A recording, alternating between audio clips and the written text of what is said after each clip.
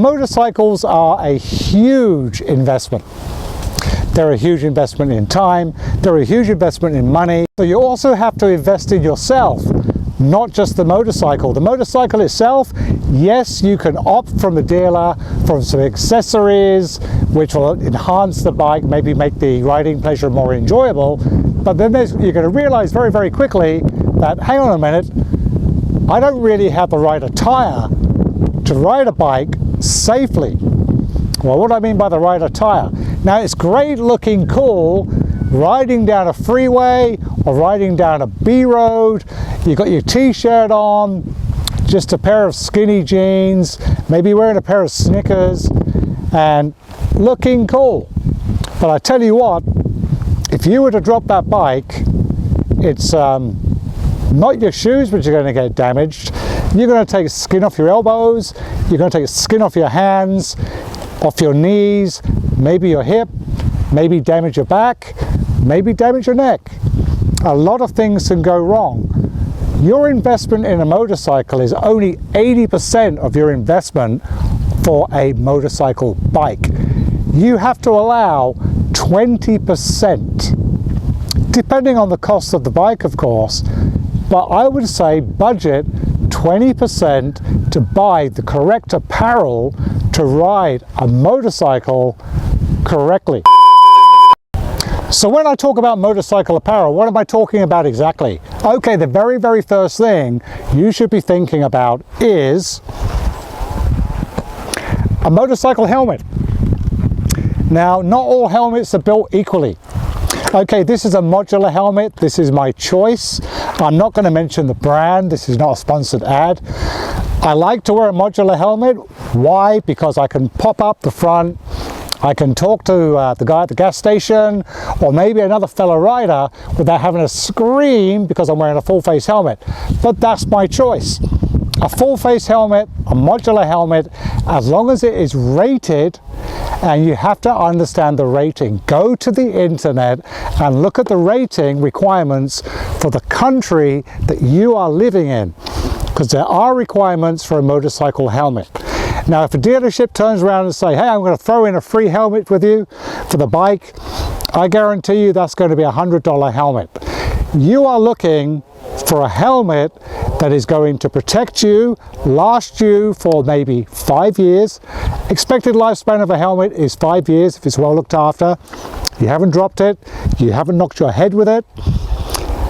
You're looking at $500 to $600 US as an average ballpark. That can go up to $1,000 for a good motorcycle helmet. That is number one, essential. And also essential is make sure your face is covered. Open face motorcycle helmets is a no-no.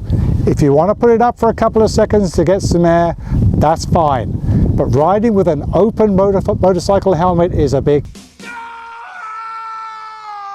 So we've spoken about motorcycle helmets. We could talk for hours on the subject, but I've kept it brief. The basics of what you must and should have before you ride your big bike or any motorcycle. But let's talk about jackets. Now, jackets come in thousands of varieties, and only you can actually choose what jacket best suits you by going to a dealership, trying jackets on. But these are steps which you must take account of. A jacket should be well fitting, snug. It shouldn't be flopping all around the place. The reason it shouldn't be flopping all around the place is your jacket has to have a couple of essential elements built into it. If your jacket is loose, the armor, which is built into the elbow, the forearm, is going to be in the wrong position should you happen to fall off the bike. The armor on the shoulder is going to be in the wrong position if you happen to come off the bike. Your back protector may be a little bit loose, should do the job, but it'll be in the wrong position should you come off the bike. But also the material itself. It depends on the climate, it depends where you are. Of course, I'm not wearing a full leather jacket. I'm in a very tropical country.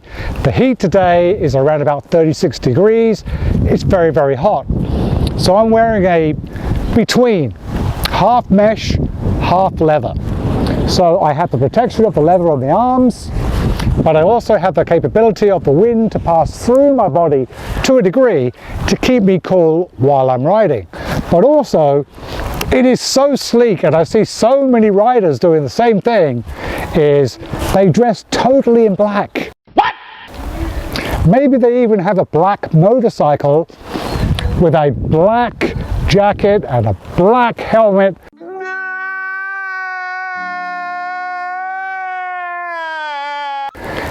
Wow, are you going to be seen in traffic day or night? I don't think so. Damn! There's another reason I'm wearing white. There's another reason why I'm using a white helmet is I want to be seen at night and I want to be seen during the day. Please take note of those points because they are life-saving points. Visibility when you're on the road is key to your safety. You can do it! Oh my God! Wow! Okay, so we've done helmet, jacket. I think you fully understand. I've tried to make that as clear as possible. Essential. But now, am I wearing a pair of jeans? Yes, I am. Can I wear these to the shopping mall? Yes, I can. But these are not just a regular pair of jeans. These are actually fully protected with knee guards, which are built in to the jeans. If I'm going to come off the bike, what's going to hit the ground first? It's going to be my knees. I don't want to take the skin off my knees. I have protection from the knee down to my shin, and that's also very important. Now, these are jeans because they're comfortable. It's a hot day. I did want to put on my long distance riding trousers because it can get a little bit hot and a little bit sweaty. But there are so many options out there, from the weatherproof, dry fit, but there has to be some essential elements in there. Inside the jeans itself, you'll find there's double lining, so should you tear the outer layer, there's also a second layer inside to stop you getting road burns. Again, this is not a big investment, but get yourself 2, maybe 3 pairs of riding trousers, 1 pair of jeans, 2 pairs of jeans, 1 pair of waterproof trousers. You're good to go. But again, protection is key.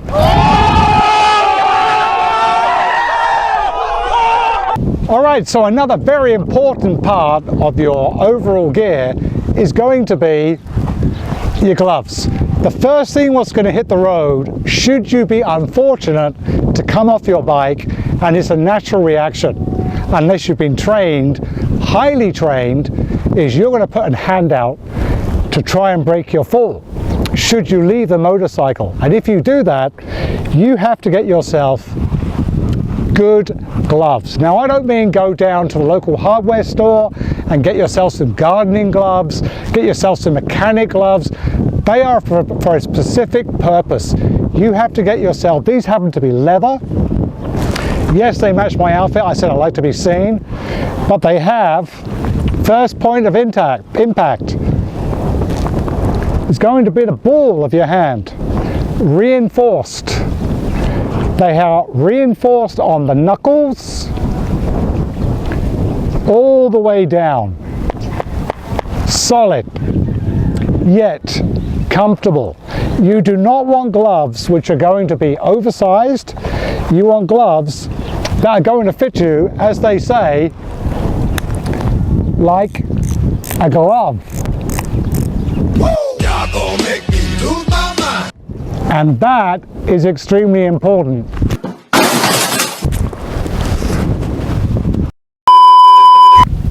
So we've gone from the head nearly to the toes. We've spoken about your motorcycle apparel, but now comes one of the most important, besides your helmet and your jacket, and that's going to be, what are you wearing on your feet?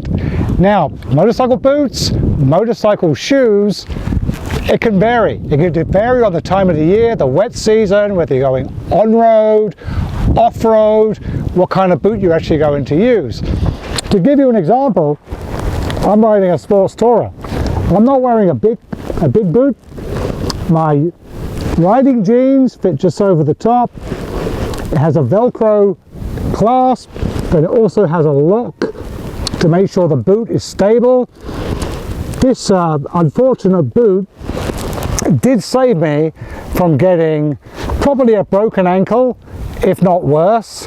It has the scars to prove it on this particular buckle, and that's why it's important to make sure you get yourself some decent boots. If you can get waterproof, even better. Believe me, you'll find out in time through trial and error.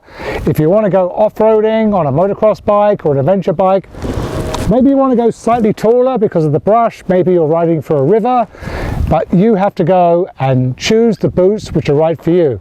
Maybe one pair for street, one pair for off-road.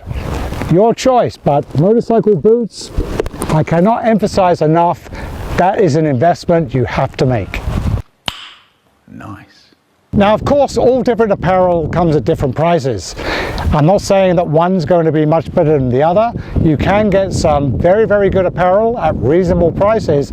I choose particular brands because I've been riding for many years, and for me, they're tried and tested. But just to give you an idea of the price which you're expecting to pay for what I call quality motorcycle attire, what I've shown you today probably has a $4,000 price tag. Maybe $5,000. From the helmet to the jacket, to the jeans, to the boots. Price can go higher, price can go lower, but as long as you have all the armor plating, you have the correct specification for a helmet, and also the rating for your trousers and your boots, you should be good to go.